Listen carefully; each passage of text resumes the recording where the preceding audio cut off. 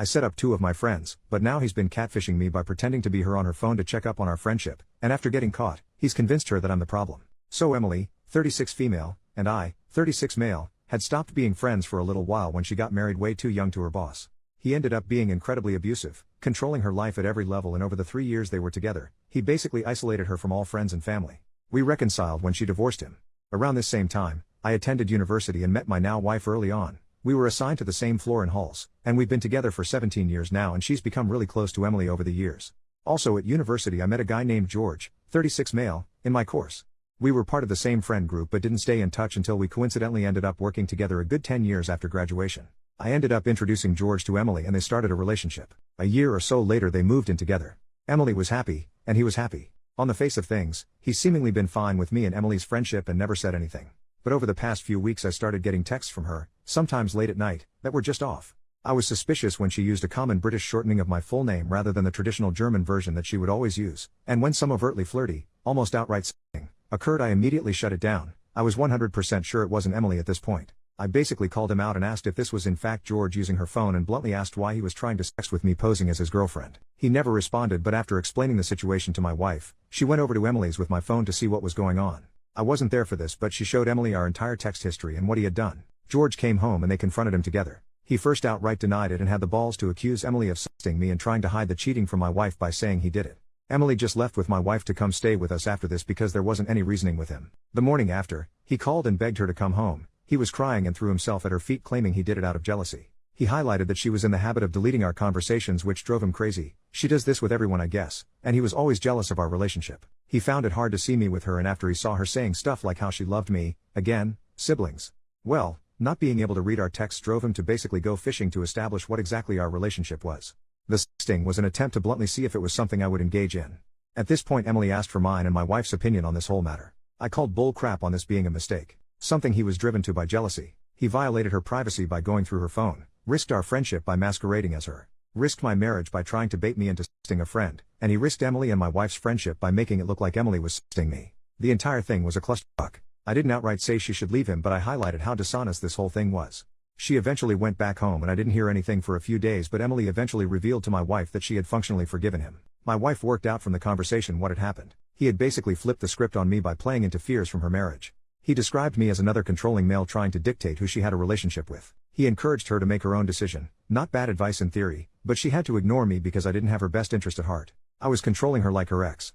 My wife quietly pointed out that he was in fact being like her ex, not me. He was driving a wedge between her and family. At this point Emily just gave up. Said she couldn't win, couldn't decide between the man she loves and her brother, so screw it.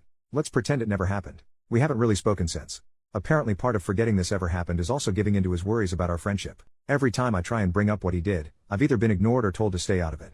Honestly, this pisses me off that he's gotten exactly what he wanted. He's stopped us talking.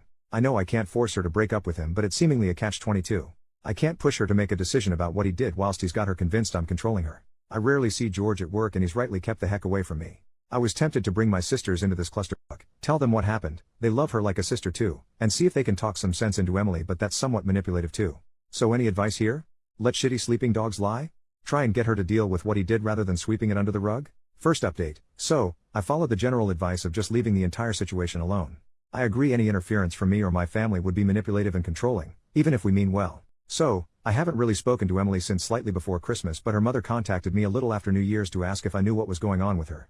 Emily's cousin back in Germany had contacted her mother saying she had turned up on her doorstep, having flown in from the UK on the 4th after apparently breaking up with George.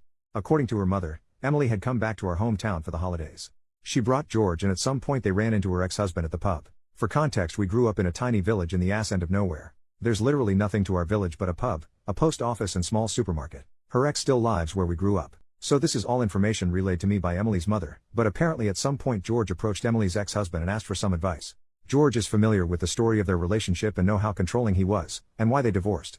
Somewhat to her ex-husband's credit, he apparently refused to answer any questions and quietly approached Emily's mother to relay what he had asked. Now this is according to him, and George denies it, but he said George asked him how to handle me in terms of my friendship with Emily. I've no idea what Emily's ex-husband's motivation was here, but they've been divorced for a decade now and he hasn't contacted her in this time, so I'm inclined to believe it wasn't further attempts at interfering with her life. Maybe it was actually manipulation. Maybe in the decade since they've divorced he's become a better man. Who knows?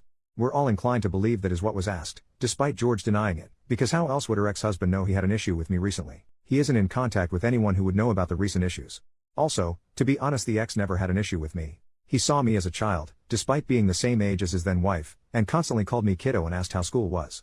It would be a very specific shot in the dark on his part to assume George had an issue with me without George saying so himself. So, her mother told Emily what George had tried to do and pointed out that her boyfriend is now trying to emulate her ex-husband's behavior and encouraged her to confront him over this and also what happened over the last month rather than ignoring it. Nobody was privy to the discussion they had, but he left sometime after it to return to their shared home, and she stayed with her mother, saying they had broken up. She stayed with her mother until the day after, where she, without any warning, left for Germany. The cousin she's staying with assures us she's relatively fine. She's just overwhelmed and embarrassed she let this happen again. She couldn't handle being where she might run into either ex, so staying with her mother was off the table and she just ran somewhere far, but safe. I still haven't spoken to Emily. I've sent her a message with some condolences and reassurance that she will always have a home here in the UK. I've decided to continue to give her space whilst making it clear I am there for her. She hasn't responded, but I assume this is just out of awkwardness over what happened and how technically George was once my friend. He hasn't spoken to me either and I haven't seen him at work at all. So yeah, not a happy ending per se. It shouldn't have taken her abusive ex getting involved for a resolution, but as people predicted, George was being abusive and he would repeat that behavior. I suppose it was relatively painless that he showed his true colors so emphatically without much further abuse. This could have dragged on. Thanks for the advice. Me staying out of it didn't make this any easier for her, but it probably avoided making it worse. Second update, I jumped the gun a little with the previous update, and looking back I hadn't actually spoken to Emily and it was all second-hand information. Given this whole thing has now been entirely sorted in the 3 months since it happened, I thought I'd actually give an actual full resolution. So, Emily came back to the UK just before the country was locked down and moved in with us, reluctantly. We grabbed some beers whilst we hashed out exactly what went down from her perspective. I apologized for going behind her back and speaking to her mother about it all. Situations like this are never helped by information being relayed through other people, and I asked if she wanted to go through it all start to finish. Basically, she buried her head in the sand the day she found out he had been trying to s me as her. It was just too much. She couldn't win. She either lost the man she loved, and the lifestyle she had, or lost her brother. I assured her she'd never lose me, but she revealed she low-key hated the fact she let herself be taken advantage of like this twice and couldn't face me having not listened to my advice. She also mentioned that breaking up with him would inevitably land her on my doorstep for support, and that made her feel bad also, hence escaping to Germany and not talking to me about this.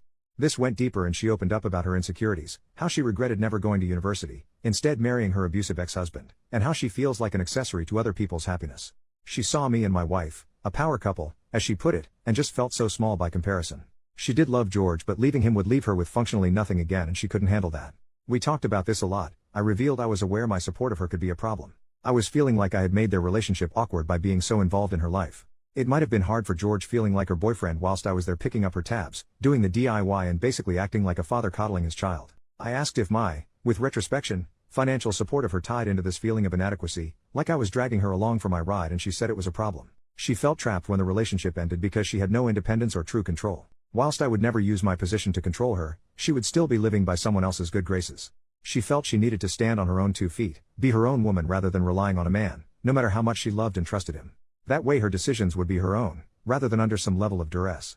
In the same way a child wants independence from her parents, she feels she finally needs independence from me. So we came up with a game plan. Now the lockdown has obviously made this harder. She is still living with me and my wife currently, but the plan is she's going to go back into education. She was capable of attending university, had the qualifications, but decided not to due to marriage. My financial security was really born of an inheritance I had after my father died. Life insurance. I used to not have to worry about rent during my extended time in education and early career. I bought a small flat with it that I still own.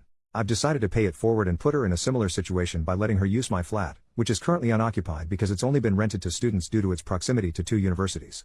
Yes, this is me financially supporting her, but in a strictly limited way. No more covering errant bills, paying for holidays, or footing the bill when we socialize. She will not pay rent, but she will cover all bills on the flat, and she moves out the moment she's working. She didn't love the idea of me owning her home, but I called it my last act as that guy in her life, the pseudo-brother, father, sugar daddy, best friend. After this we'll just be independent siblings and best friends. She will be moving soon. We'll need her room after all, since my wife is now 5 months pregnant. Turns out she's been pregnant since late December and all this started. As for George, he swears up and down he never asked the ex-husband to handle me. He claims he asked how to be fine with me. It wasn't seeking advice how to deal with me. It was seeking advice how to be fine with me the way her ex-husband was. Could be true, who knows? It's irrelevant ultimately. Though we recently found out George moved a girlfriend into the house him and Emily used to share, and here's the kicker. It's a longtime friend of his. Emily is fairly certain he never cheated on her, but she out loud laughed when she found out he's romantically living together with a longtime friend 3 months after the breakup. The dude's insecurity was likely born of his own feelings for a friend. He was getting close with a girl he was friends with, so he projected that onto me and Emily.